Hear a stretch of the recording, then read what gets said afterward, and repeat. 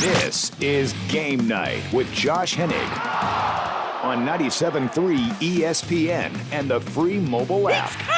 Now, live from the Matt Black Kia Studios. Oh, what an attack! Oh, what a move! Here's Josh Hennig. I am Josh Hennig. This is Game Night on 97.3 ESPN. Hanging out with you. Another Monday Night Football in the books. Nick Foles again fails on the big stage. Oh, did I say that out loud? Anyway, also, we have the Cowboys make a trade today. Why? Well, we're not really sure why, but guess what they did? They traded away one of their best pass rushers. So we got a lot of NFL to get to throughout the show. Coming up at 6:20, we'll get into some UFC 254. Didn't get a chance to talk about it much yesterday. A huge Monday recap of the football weekend, but Khabib Nurmagomedov, what is next for him? He's retired. He says he's going to coach. I don't think he's the greatest of all time. I know there's people out there who are saying they are. We'll see what John Morgan of MMA Junkie thinks coming up at 6:20 tonight here on Game Night on 97.3 ESPN. Text board is open at 609-403-0973 with the PlaySugarHouse.com. Text board 609-403-0973. But these Dallas Cowboys just can't stay out of the news, man. Case in point. Last night while I'm on the air, Mike Nolan decides to rub his eye with Tabasco sauce, and they have to postpone his middle of his presser. This morning, Jerry Jones tells his weekly interview segment to shut up and let him answer the question, which, if you go back and listen to the audio, is probably the most confusing 2 minutes, and you'll lose your life listening to it. So unless you really want to waste your time, you can go listen to it. Otherwise, trust me, you're not missing much. I listened to about 4 minutes of that interview with Jerry Jones, and I feel like I lost part of my soul during those 4 minutes. I don't know what was being said. I'm not even fully sure what Jerry was saying, but Jerry was pretty intense and emphatic about what Jerry was saying. And then this afternoon, Adam Schefter with the report. The Cowboys are trading Everson Griffen to the Detroit Lions for a conditional 6th-round pick. I never thought that would happen. And not just because the Cowboys' defense needs all the players they can get. Do we not forget how good Everson Griffen is? He was arguably one of their best pass rushers. I mean, this is a guy who was a 3 or 4-time Pro Bowler. He was one of the best guys in Minnesota. He's not old. And what does Dallas do? They get rid of him. The only reason I can think they got rid of him in reality of the reasoning is maybe he's the guy behind the anonymous sources complaining about Mike McCarthy and the coaching staff. And if that's the case, I hope he's the next guy to go on one of the talking shows like Orlando Skandrick and just blast somebody, just so we have a little extra entertainment leading up to Eagles-Cowboys on Sunday Night Football. By the way, you can hear right here on 97.3 ESPN. But it's incredible. The Dallas Cowboys can't get away from the chaos. They can't get away from the drama. I always joke that the Eagles give us something to talk about.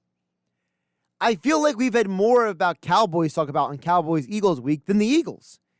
The Eagles are pretty, serene and organized and together, and they kind of doing what they got to do, and they're just moving along, and they're getting ready, and they're coming off Thursday Night Football, so a couple extra days to heal up, and Avonte Maddox is going to come back and play, and looks like the Eagles are going to have a healthy secondary for the first time all season, right?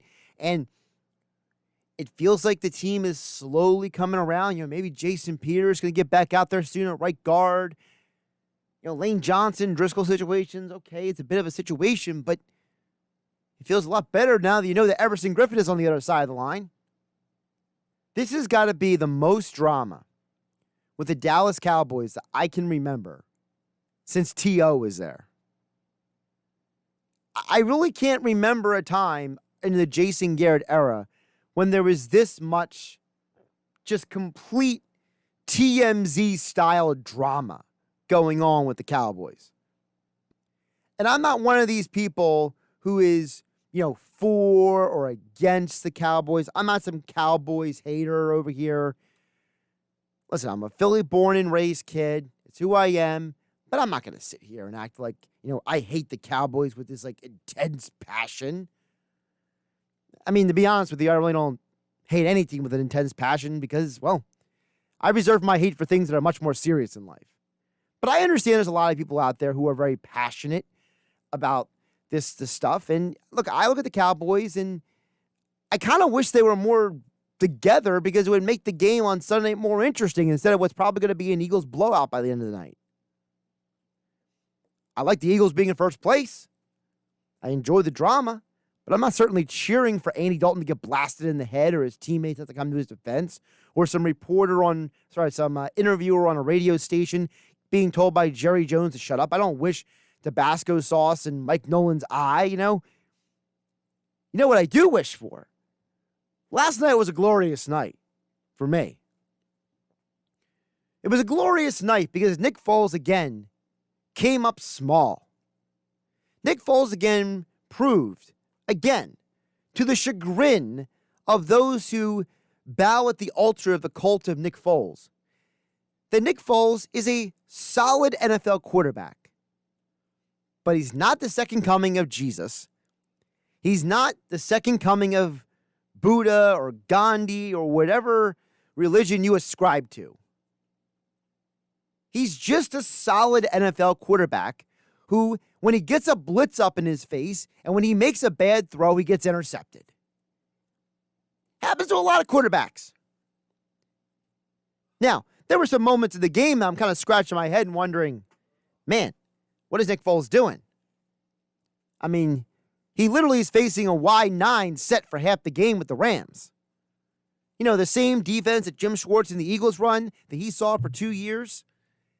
And guess what? He didn't know what to do. You're telling me you saw Jim Schwartz's wide 9 defense for 2 years, and when it gets thrown at you by the Rams, you don't know what to do? Gotta question Nick Foles' football IQ right there. Nick Foles rolls to his left, throws against his body, bad interception in the end zone. Doing his best Carson Wentz impersonation, like Hunter Brody said earlier in the day. It's a good point by Hunter. Maybe he is watching too much Carson Wentz. He's like, I could do that too. Or maybe not. I don't know. Who throws a more disgusting interception rolling to their left? Nick Foles or Carson Wentz? Let me know. 609-403-0973. By the way, when I was scathing and ripping Nick Foles on Twitter last night, nobody said anything to me. I just want to point that out. I mean, shout out to the dude who trolls Brett Brown who texted the Sports Bash earlier today. Credit to that guy. That guy's got a larger spine and a stronger set of you-know-whats than these Nick Foles lovers out there. To quote the infamous words of Glenn and EHT, Nick Foles is just a guy. And I have no time or desire to prop anybody up on a pedestal. One of the problems in the world we live in today is that people elevate human beings above and beyond what they are. I'm all for having role models and, looking up to athletes and admiring them and respecting them and all that good stuff. But when you cross that bridge, when you cross that line to deification and idolization, then I just got no time for that. So many times we forget that these athletes are human beings. And that's why I love what Brian Greasy said on the broadcast last night. I don't care about professional etiquette. I don't care about, keeping things in house. I don't care about any of that stuff. Nick Foles was having an honest conversation with a guy who used to play in the NFL. And he turned around to Brian Greasy, as Brian Greasy reiterated, he says, sometimes the coaches call on plays that I know aren't going to work. He was just being honest. It was just a current Chicago Bears quarterback talking to a former Chicago Bears quarterback. That's all it was. And maybe Nick Foles should have told him, like, hey, man, off the record. Or maybe Nick Foles should have told him, hey, man, can just between you and me, can I say something? Maybe Nick Foles should have done that. But I am never, ever going to rip an athlete for being honest about what he's dealing with. So much of our world is predicated upon just total farces. So much of our world is built upon Instagram and Twitter and Facebook, people putting out there what they want you to see, what they want you to hear, the stories and information about themselves and their lives and their work and their world through the prism and through the shaded glasses they don't want you to know. And this is where I give Nick Foles credit. Nick Foles was brutally honest about his situation in Chicago. Now, should he maybe say something to the head coach? Of course he should have. But I will never, ever criticize an athlete for being brutally honest. Because too many times we want these athletes and these coaches to not give us the coach speak. So many times we want these athletes to not give us the politically correct answers. So many times we desire these athletes to give us more than just, you play to win the game, we're giving our 100%, we'll turn it around, we'll bounce back, coach is a good guy, blah, blah, blah. There are so many times that we look for more from these athletes. But as soon as we get it, there's a contingent of people who want to criticize them. And I say no. That's where I push back as well. Let them be human beings. Let them make mistakes. Let them maybe say things out of turn. Because you know what? I'd rather you be honest than sell me wolf tickets. I got no time for wolf tickets. I got no time for pretenses. Give me the truth and nothing but the truth. Because so help me God, listening to Bill Belichick press conferences is like just sticking a needle in my eyeball. At some point, I need a little more from these people. And you know what? Good for Brian Greasy to tell that story.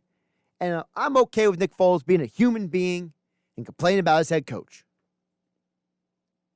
609-403-0973 with the PlaySugarHouse.com text board. 609-403-0973. Game night here on 97.3 ESPN being brought to you by GMS Law. Make the right call with 4 convenient locations to serve you. Visit them online at gmslaw.com. Still to come on the show, John Morgan from MMA Junkie, USA Today, will join us, talk a little about UFC 254. Is Khabib the greatest of all time? I say no. Can John Morgan convince me? That'll be coming up about 6 minutes from now. 609-403-0973 is the text board to get on the conversation before we hit the break. Matt in Dennisville chimes in and says, the Cowboys are probably trying to clear up cap space for the gargantuan deal they're going to have to give Dak after this year. That's from Matt from Dennisville. Well, if that's the case, why would you cut a guy whose contract is expiring after this year, Matt? Everson Griffin had a 1-year deal he signed with the Cowboys. $3 million guaranteed. Once the year is done, he's back on the free agent market again. So I don't know exactly what future salary you're cutting or moving or shifting there. If the Cowboys are really worried about money, which, frankly, I'm not even fully sure what their situation is internally. We know what their numbers are in general. We know that, they currently have $193 million in what's known as cap liabilities. They have about $24 million in cap space. They're not 100% strapped. Now, next year, things get a little tighter. They're down to about $22 million in cap space. And if they're really concerned about playing Dak and they're trying to shuffle money around, frankly, the guy you got to call is Tyron Smith. That dude can't stay healthy. He's supposed to be one of the best left tackles in all of football. And at 30 years old, he keeps having these back problems and missing games and having health problems. And right now, he's got another few years left on that contract. The Cowboys are still responsible for $14 million of cap hits for him for the next couple of years. And mathematically, you can't get out of that deal without any major cap casualties until about 2023 or 2024. So if you're going to move around money, you got to deal with anybody. Someone's got to go talk to Tyron Smith and say, hey, Tyron, we need to restructure your deal. Because let's be realistic. You can't stay healthy, and we need Dak to stay here in a Dallas Cowboys uniform. And he's the most important player on this team. Trading Everson Griffin, just the only rational explanation I have, Matt, is he's got to be the guy that they found out that leaked that stuff to the media about the issues with the coaches and the discontent in the locker room and all that stuff. And since he's not a Dallas Cowboy lifer, he wasn't drafted by the team, he hasn't played for the team for a long time. He's from Minnesota. He's probably from a totally different culture and environment when it comes to how you run a football organization. So there's probably a part of him that looks around the Cowboys and says, what the heck's going on around here? To quote the immortal words of Vince Lombardi. So maybe he did, grab a phone and text a media reporter or two and say, yo, man, this ain't good. You want to know why we're bad right now? Let me tell you why. Grab a pen and paper. I just think it's funny the Cowboys are just tripping over themselves left and right because they're supposed to be the Dallas Cowboys, supposed to be America's team. They're supposed to be this and that. The last time I saw America's team was 25 years ago? Yikes. Keep a text coming, 609-403-0973 on the PlaySugarHouse.com. Text will change gears coming up next. UFC 254 recap.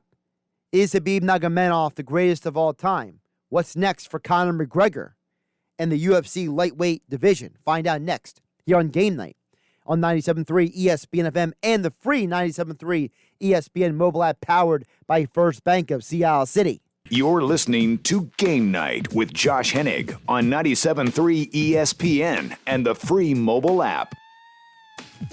We'll go back to the text board in just a bit at 609-403-0973 and the PlaySugarHouse.com text board. But joining us right now on the Boardwalk Honda Hotline, he's John Morgan, lead MMA reporter for MMA Junkie. Of course, he's been traveling all over the place at UFC Fight Island and more for all these UFC events all year long. We appreciate him jumping back on the show tonight on Game Night on 97.3 ESPN. John, how you doing this Tuesday? I'm good, man. Finally getting caught up after the 5 weeks in Abu Dhabi, but we're doing all right.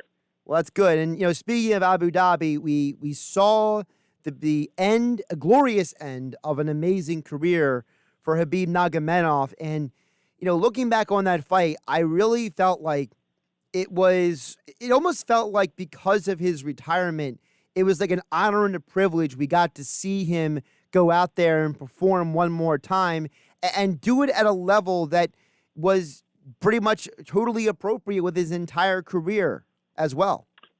Yeah, it really was. I mean, it was a phenomenal performance, and it was made even more phenomenal by us finding out after that he was dealing with some injuries and some broken bones in his foot, and never said anything to anybody, and just went out there and pressed the pace. Just relentless aggression, the way that he's always been known to do, but against a very, very dangerous guy, and Justin Gaethje, and eventually choked him unconscious with a triangle choke in the second round. So just an unbelievable performance and a way to cap off an unbelievable career. I mean, 29-0 in mixed martial arts is just it's unheard of. So now, John, the conversation has been going on all weekend, whether you want to avoid it or not, and that is people want to know, is Khabib Nurmagomedov the greatest of all time? I personally say no. I think that there are other fighters who have a longer, more accomplished resume than he does, including his own idol, George St. Pierre. So where do you stand on this Khabib GOAT conversation? Yeah, it's an interesting one, right? I mean, it's funny because it's difficult. You can always make arguments regardless, but I'm kind of with you.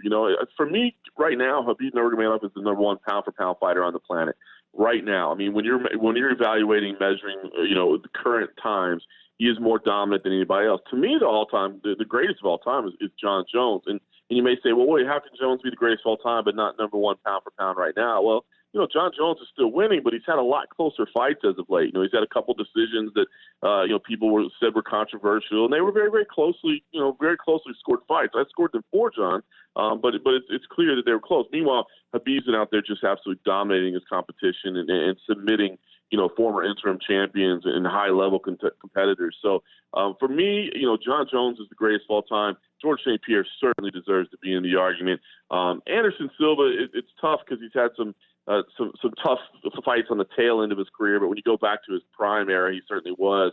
So I agree. I don't think he's the greatest of all time, but I do believe he's the greatest pound for pound on the planet right now. John, you've been covering the sport for a long time. Why do you think some people are so, shall I say, hasty to want to put Khabib in that conversation? Not saying that he's not great. He's arguably at least the greatest lightweight of all time, in my opinion. But I feel like it felt like as soon as he retired, there was a group of people who were just ready to put him on a pedestal that maybe he never really got to yet. Yeah, it's interesting. I think recency bias is always the thing, right? The thing that we've seen most lately, we give it the most credence. We go, yeah, greatest of all time. And it's that record, that 29-0 record. We've never seen it before. We've never seen somebody retire undefeated.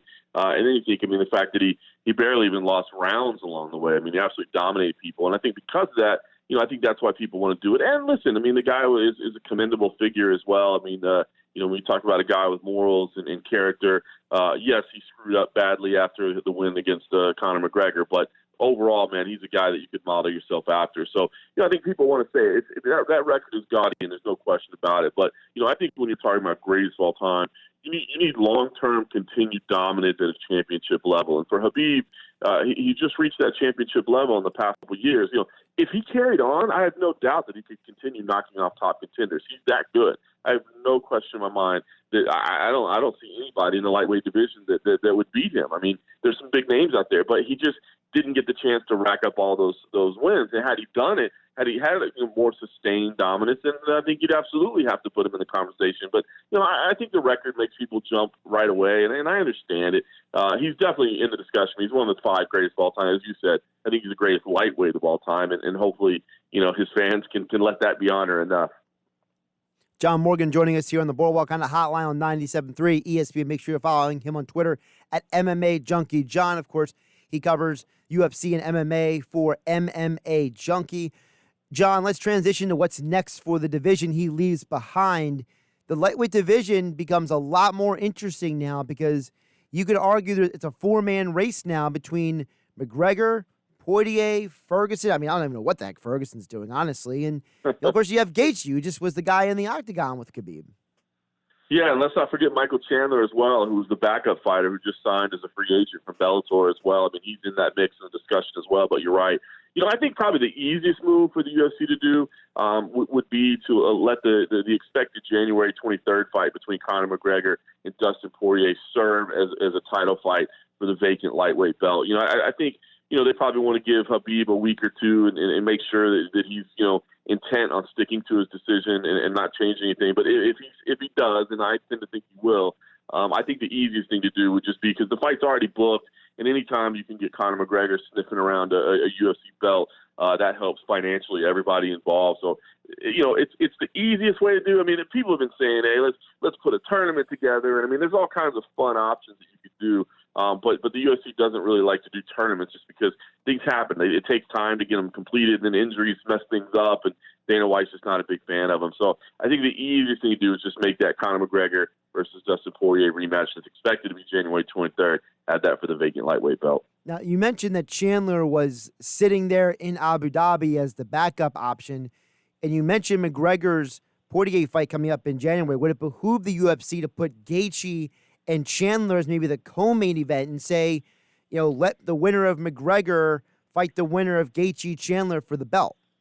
I think that's the exact right thing to do. and Ferguson is an interchangeable part there as well. If he's willing to play ball, he certainly deserves to have his name in there. But I like the idea of the fresh matchup with Michael Chandler being in there with Justin Gaethje, not necessarily doing a rematch right now. But you could always do Chandler Ferguson if you like. You could do the rematch with Gaethje if you like. Those names all deserve to be there. But as you said, it's a twofold thing. If you put that on the same card, if for some reason you do get any kind of an injury, you can slip a name in there and you can still have a lightweight title fight. And at worst case, you could basically say, okay, well, now we've crowned champion, and we already know who the number one contender is because they fought in the co-main event. So I believe that's absolutely the direction they'll go in. Now, for those who might not be as knowledgeable of Michael Chandler, the former Bellator champion, let people know a little bit about what Michael Chandler brings to the UFC at this point in his career. Yeah, listen, Michael Chandler was one of those guys that was, kind of the answer to the question, the best fighters in the world not fighting in the UFC. He was the poster boy for Bellator for, the better part of 10 years. And now he's making his way over. He's a former champion for them. He's got power in his hands, man. He can put anybody to sleep with his hands. He's got great wrestling as well. He's got great pace also. So he's a guy that can put pressure on you. And he's a stand-up guy, man. He's fantastic on the mic as well. He's got great character. And he's just a good dude overall. And listen, he's not in the early stages of his career, but he's at 34 years old. I think he's still got a little bit left in the tank. I think he's going to come in and, give us 2 or 3 years of really good fights. And I'm telling you right now, whether or not he'll ever put UFC gold around his waist, not sure. You got to have some things fall your way, but he can absolutely compete with anybody in the UFC's lightweight division. John, I want to also ask you about the other fight at UFC 254, the co-main event, the former middleweight champion, Robert Whittaker. I mean, he looked like he had fire in his eyes going out there against Cannonier. He goes out there, gets the win. But we know that Adesanya has expressed his disinterest in a rematch with Whittaker. So where does that leave the middleweight division now? Yeah, it's an interesting point because Robert Whittaker looked fantastic, and basically Dana White said, yes, he's earned a rematch. But Robert Whittaker said going in, look, I don't want to fight again until February, March of next year anyway. He's got another baby on the way, and the holidays are coming up. He's got, several kids already. He wants to spend time with them. So, he's kind of marked himself off the calendar for a while anyway. But I think Israel Adesanya right now is really teasing a move up to light heavyweight, perhaps go after Jan Blachowicz for that light heavyweight title, and ultimately a showdown with Jon Jones seems to be simmering behind the scenes, man. Those two guys are going at it on social media and going back and forth. And I think if Adesanya were to come up, win the 205-pound belt, even though Jon Jones gave that belt away for a potential move to heavyweight, they haven't booked anything for him just yet. I think if Adesanya, who's been talking all that smack and will continue to speak smack, gets the light heavyweight title, I could see Jon Jones wanting to come back down there and beat him for it. And man, it would be a huge showdown between those two.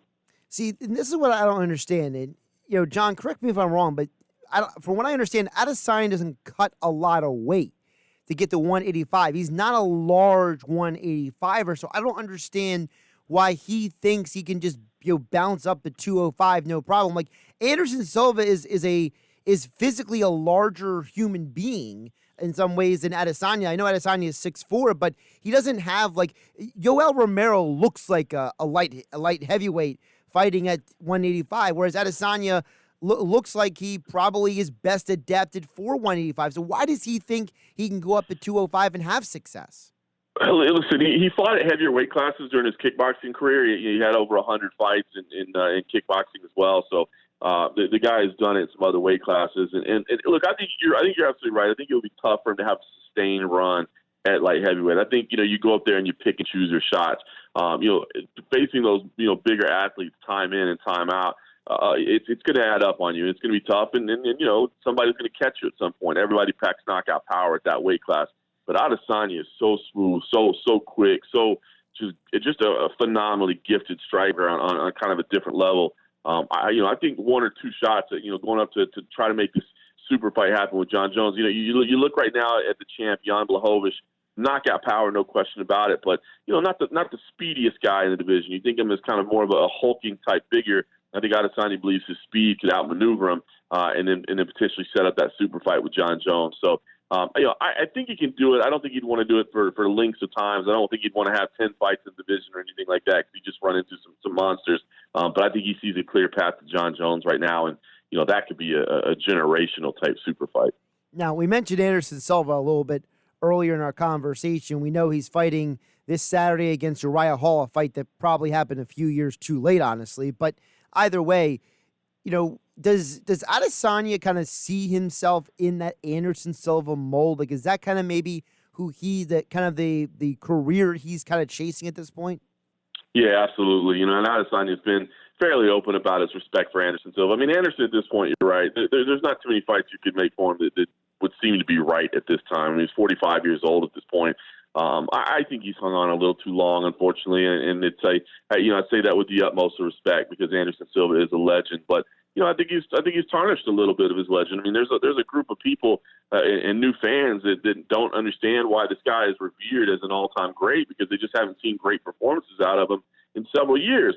But he is an all-time great, and you think about the run that he went on during his prime, one of the best ever. And then Adesanya said, he watched that kind of growing up and coming up through the ranks. And, I think Adesanya wants to do that as well. Now, how long Adesanya will stick around, I don't know. I don't know that he'll necessarily go on a 16-fight run in the division. We'll see. I think right now he's just looking for the biggest heads, that he can find. He's looking for the biggest, the names available and the biggest super fights he can make, and he's succeeding at it, man. The guy is on another level in terms of what he sees and what he's able to make happen. So I don't know if he'll do it for as long as Anderson Silva did, but I think Adesanya wants to be known as one of the greatest of all time as well before he hangs it up. Last and not least, John, I would not fail to mention if I didn't ask you about another guy we mentioned just a little bit earlier, Jon Jones. What is the status of him and eventually getting back in the octagon? Because we know the idea is that he's moving up to heavyweight, but as you just said, he hasn't signed anything yet. Yeah, and I don't think he wants to sign anything but a title fight, and I think that's probably smart. I don't think you necessarily want to come up there and take a quote-unquote warm-up fight. I mean, there are no warm-up fights when you're moving up a division because, as we said, with Adesanya, anything can happen when you're going there against guys that are naturally bigger than you. So, I think he's waiting to see. It looks like Stipe Miocic, the heavyweight champ, will rematch Francis Ngannou sometime early next year, maybe February, maybe March, around that time frame. And I think at that time, that's when Jon Jones has to make a decision. So Jon has said, look, I'm going to take some time off. There's nothing that really intrigues me right now at 205 pounds anyway. I'm going to pack some muscle on. But I think we have to see how everything shakes out. If Adesanya is able to book a light heavyweight title fight with Jan Blachowicz, maybe November, December, something like that, January, do it before that heavyweight title fight happens, I could see Jon Jones' motivation completely changing and wanting to be the guy to kind of, hand Adesanya his first loss and silence the guy that's been, harping at him on social media. So right now, I would say it's kind of up in the air. I think Jon is looking at the heavyweight title picture and the light heavyweight title picture and trying to figure out his best move. Make sure you follow John Morgan on Twitter at MMA Junkie John for all of your MMA and UFC insights, all the work over there at MMAJunkie.com. As all guests, John Morgan joined us here on the Boardwalk Honda Hotline. Always appreciate the insights and conversation, my friend. Yeah, thanks for having me, brother. Josh Hennig here on Game Night on 97.3 ESPN. Of course, the PlaySugarHouse.com text board is open at 609-403-0973 to get on the conversation. We'll get back to your thoughts on the text board, Dan from EHT and more. I got your texts lined up to get to coming up here on Game Night on 97.3 ESPN and the 97.3 ESPN mobile app powered by First Bank of Sea Isle City. Now, more Game Night with Josh Hennig on 97.3 ESPN and the free mobile app. Back here on Game Night on 97.3 ESPN, being brought to you by Matt Blatt Kia. Matt Blatt Kia, once again, you approved today. That's Matt Blatt Kia on the Black Horse Pike in Egg Harbor Township. We'll get to your text in just a moment at 609-403-0973. 609-403-0973. Before we get there, I just want to close out the conversation we had with John Morgan from MMA Junkie there. Thanks again to him jumping on the show.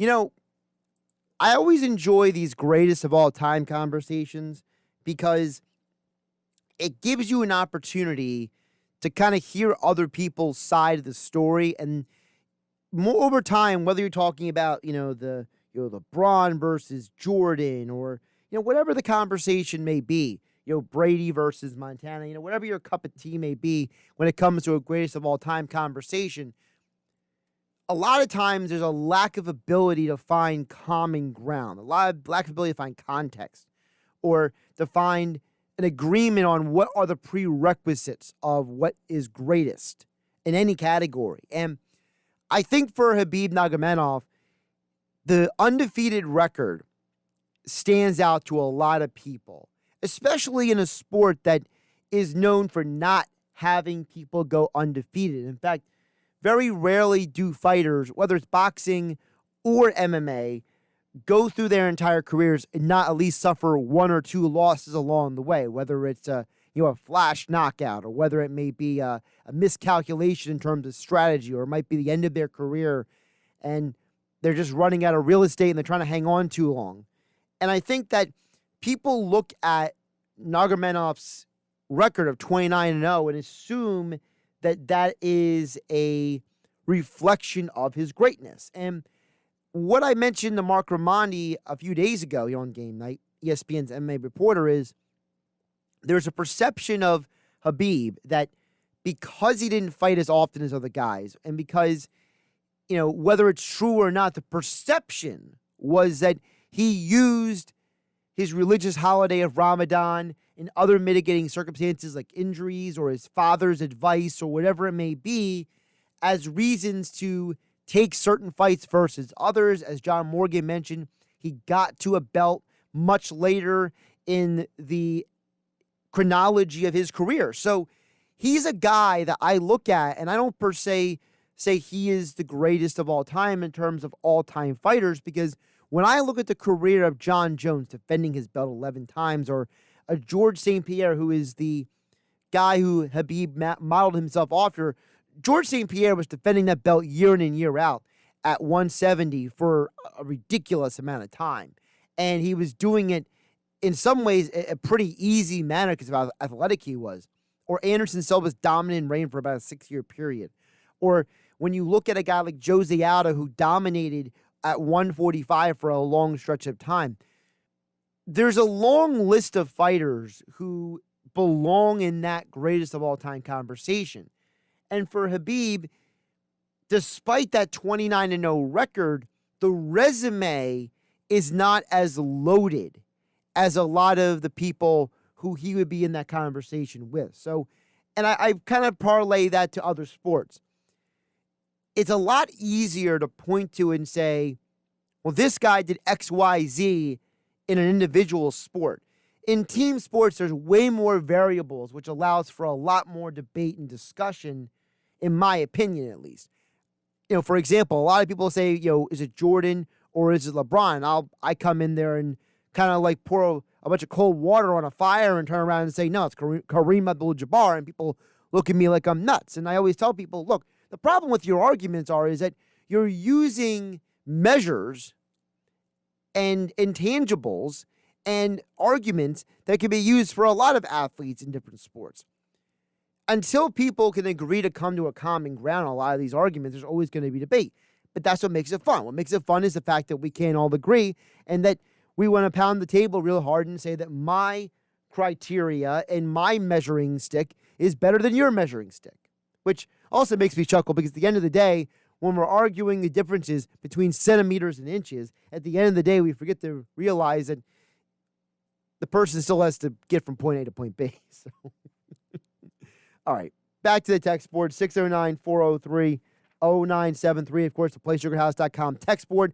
Place your legal sports bets right now at PlaySugarHouse.com. Sign up, and they'll match your first deposit up to $250. You must be 21 or older to play. Gambling problem, call 1-800-GAMBLER, 609-403-0973, theplaysugarhouse.com. Text board, Dan EHT chimes in and says, do you think the Eagles can get healthy and be relevant in the playoff run? My answer to that, Dan, is yes, and here's why. 2 reasons. 1, because the key to what you asked there is get healthy. There's a strong possibility that this Philadelphia Eagles team will be their healthiest in December and January. If this Eagles team is healthy, they are going to be very dangerous. And you're seeing it little by little as certain guys come back from injury. Look at what's happened since Will Parks has come back. Will Parks has played very well, but the defensive around him has played even better. Javon Hargrave, while he doesn't have a great lot of statistics, Andrew DeCecco brought this up earlier on Football at 4 on the Sports Bash, but the fact that Javon Hargrave is taking up attention, allowing Brandon Graham to get more one-on-one and blocking opportunities for him to get after quarterbacks, get tackles in the backfield, and have more of an impact on the game. We're seeing how this team played and held up without Avonte Maddox. Now you're getting him back. Eventually, you're going to get Miles Sanders back. And eventually, you're going to get Jason Peters back on that offensive line. You won't have to play Sua Opeta anymore. And eventually, you'll get Lane Johnson and Jack Driscoll back. A healthy Eagles team can be very competitive. Competitive on the level of the Buccaneers, I don't know about that. But that's the second reason why I think the Eagles can be relevant. The last 2 times a team won their division and was in the playoffs with a losing record was the 2010 Seahawks and the 2014 Carolina Panthers. And in both of those instances, they won their first round game. They were competitive. They were relevant despite their losing records. And think about what those teams had in common. They both had competent defenses with good defensive fronts, and they also had a running attack. Well, what do the Eagles have? A great defensive line, and when healthy, Miles Sanders is arguably one of the 10 best running backs in the league, maybe even top 8. So I could totally see the Eagles having a relevant playoff run, even with the losing record, Danny HT, because first of all, history says it's true, and second of all, a healthy Eagles team, I mean, how many teams are really better than the Eagles if they're at full strength? A few? I mean, the Cowboys, Dak's out for the rest of the year, so that takes them and their dumpster fire out of the conversations we're seeing. I think the Packers and the Bucs are probably the 2 best teams in the NFC, with the Seahawks very, very, very close behind them. And the only reason why I put the Seahawks behind them and not in that category is because of the fact that that Seahawks defense has been very questionable this year. And without Jamal Adams on the field, they're just not a championship team. And even with Jamal Adams on the field, I'm not 100% sure how competitive they can be. So I say that there's the 3 top teams in the NFC are the Bucs, the Packers, and the Seahawks in some order of those 3. And then there's everybody else. I think the 49ers and the Rams and the Cardinals and the Saints and the Eagles and the Bears and the Panthers, they're all kind of like in the same category as each other. They're all kind of like grouped together, and they all have their strengths and weaknesses. You know, the 49ers, when they get healthy, they're going to be dangerous too, right? And they're on the outside looking on the playoff chase. The Cardinals, no Chandler Jones the rest of the year, while Budda Baker is playing out of his mind right now, and Hassan Reddick is doing his best Chandler Jones impersonation. When teams get more film on those guys, they'll find a way to neutralize them. And by the time the Eagles play the Cardinals in December, there may be more answers for the Cardinals than there are right now. And let's be realistic. The Cardinals won on Sunday Night Football because the Seahawks had a future Hall of Famer in Russell Wilson throw 3 interceptions. If Russell Wilson doesn't throw 3 picks in that game, am I supposed to believe that the Seahawks lose that game in overtime? I tend not to think so. So the Cardinals, they have flaws on their resume. You look at a team like the Saints. Is Michael Thomas ever going to come back and play? What's going on with Emmanuel Sanders? That defense has been hit and miss at times. They got a lot of talent on that side, but I don't know how good they really can be. I look at the Bears. You saw what happened last night. Nick Foles got exposed. The Bears got a good defense, but the offensive line is shoddy at best. And let's be realistic. When the Bears don't get efficient play out of their quarterback, they're a hit or miss. I don't know what to do with the Bears, honestly. You know, they won a couple games with Mitch Trubisky at quarterback, and they won a couple games with Nick Foles at quarterback. And I don't know if there's a problem with Matt Nagy's play calling. Maybe Nagy's falling into the same trap that Doug Peterson has. He's fallen in too much love with his play calling and his ability to, run a game and manage it. But whatever the reasoning is, the Bears to me are a bit of fool's gold. I think the Panthers can be competitive, but are they actually going to get in the playoffs to actually be competitive? So a healthy Eagles team is just as dangerous as anybody else in the NFC, in my opinion, outside of the top 3. Coming up tonight on 97.3 ESPN, Game 6 of the World Series, Blake Snell and the Dodgers versus Tony Gonsolin and the Dodgers. Sorry, Blake Snell and the Rays, Tony Gonsolin and the Dodgers.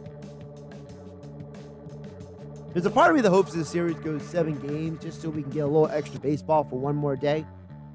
Because let's be realistic. I love football, but variety is the spice of life, and I like a little variety on my plate every week.